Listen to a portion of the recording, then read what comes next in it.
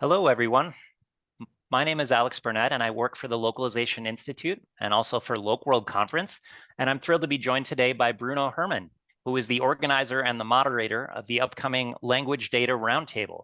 This roundtable is taking place at LocWorld50 Conference next month in San Jose, California, and will be taking place on the pre-conference Global Toolbox Day. Bruno, how are you today? Thanks for being here. I'm good, Alex. How are you today? Thanks for having me. You're welcome. It's great to be here, and we really appreciate you taking time to find out a little bit more about this exciting new roundtable. So LocWorld50 is quickly approaching, less than a month away now, and the Language Data Roundtable is an exciting new event that we're holding. In your synopsis for this roundtable, you describe localization departments as linguistic gold mines, and I'd like to examine that a bit more. You talk about it in terms of the data being contained in bilingual content, translation memories, terminology databases, and sometimes even advanced multilingual knowledge systems, which are pivotal to the development and deployment of large language models, LLMs. Can you talk about how this forms the basis for the upcoming discussion, and what can attendees learn from sharing their own personal experiences with their peers in the industry at this roundtable? That's a great question, Alex. And actually, this metaphor about gold mines should be understood as a twofold message. On one side, the reminder, on the other side, a call to action. So let's start with the reminder. As you know, many organizations have created and maintained content assets for years and even decades. And these assets should be now leveraged, maximized, and even capitalized in order to feed and train AI engines that will power generated content in one or multiple languages. So this is the situation that many organizations are in. It's just a reminder that it's there, and of course it's available. Now the call to action. This move is going to be a challenge, not just from a technical perspective, but also from a more, I would say, process and human perspective, because it's going to be all about managing workflows and the human element, as I call it, or the human in the loop.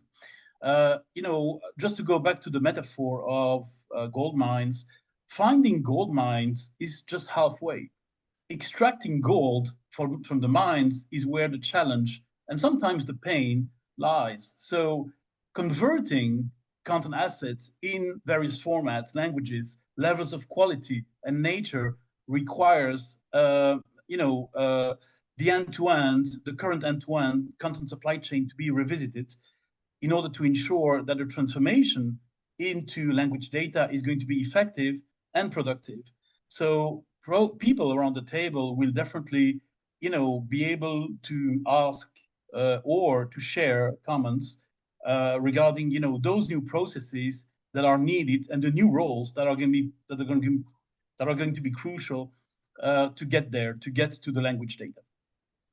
I love this focus on how the workflows of the humans are actually being affected more than on just the data itself. So Bruno, I know that language data and making use of all that data has been a passion of yours for a long, long time. What makes this issue so important today? Are there some immediately actionable strategies that will have long-term positive effects on ROI for global organizations, versus the traditional models that for managing that data that are still widely in use? Yeah, well, actually, language data has been used for a while, let's say, and sometimes heavily in some industries.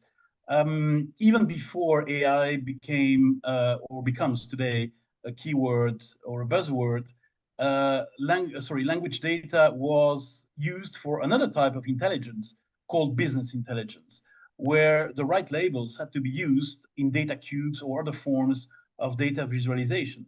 I was lucky enough to work for 15 years in a data science company, and we were using language data for that purpose. Now, today, however, AI has been boosting the use of language data, both from a qualitative and quantitative perspective. So that's why this topic of language data has become more crucial than ever, because there is no AI without clean and usable data. Language data is everywhere, starting from generative AI and machine translation, and also many other uses or applications. I think it requires more attention, to the quality of data and what data is going to be actually used. The choice of data sets specifically to train AI engines is paramount. I think everybody realizes now that that's really where the focus has to be on, and that's also where organizations should invest in to get the expected ROI on AI. Many abbreviations here, and most of all, these organizations should not consider data as numbers anymore or just numbers. Much data is and will be text for the reason I mentioned before, and that implies that data scientists and linguists must work together. So that's also part of the change that is happening today in a number of organizations. Great. So to stick with the human aspect and the roles and responsibilities for the people that are actually dealing with the language data, can you tell us, who is the target audience then for this particular roundtable discussion, and what types of roles would be well suited to join this conversation? Another great question, Alex. I would say that this roundtable is going to reflect what AI should be, which is cross-functional. So the use of AI is cross-functional. Therefore, I believe that the audience for this roundtable should be diverse to cover not just IT or marketing people, but also legal, product management, or communications people.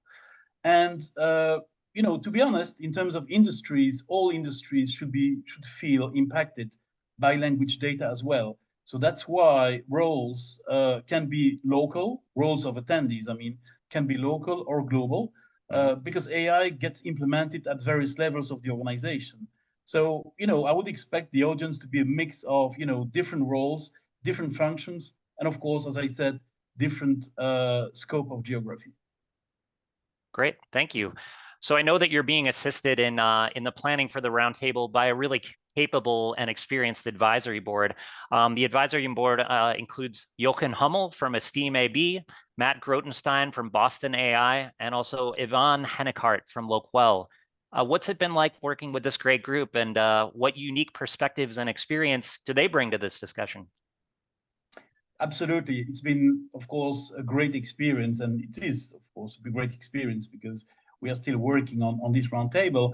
And actually, to be honest, we've been working together on some projects, so we know each other, and we all bring to the table a lot of experience in the language industry, both from a service and technology standpoint, and also both from a buyer and supplier perspective.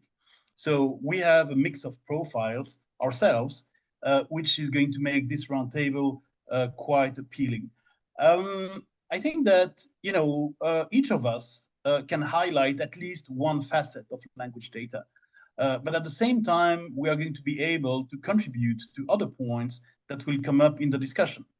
I can take the example, of course, of Jochen Hummel, you just mentioned, who has been an innovator. He founded Tradus, an entrepreneur for decades, in the industry.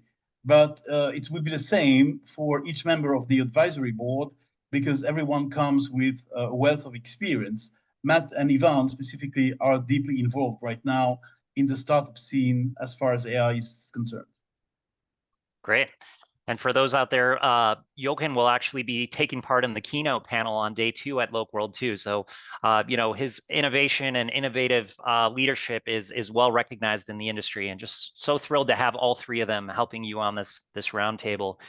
So finally, Bruno, the last question here: is there anything you really want people to know about the roundtable and some of your goals for the discussion? If I can frame that just a bit more, do you think there's a logical evolution for the use of language data, and will the roundtable offer a forward perspective, for attendees on how to stay at top of the latest trends?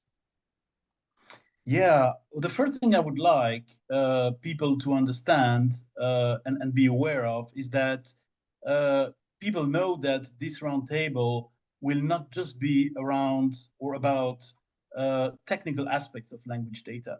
Because I know that the title of the roundtable may sound a bit technical to some people. And of course, data is technical by nature, but we're going to talk about other aspects. I mentioned the human side that is going to be equally important. And we will talk about how human beings will keep creating value with language data or thanks to language data.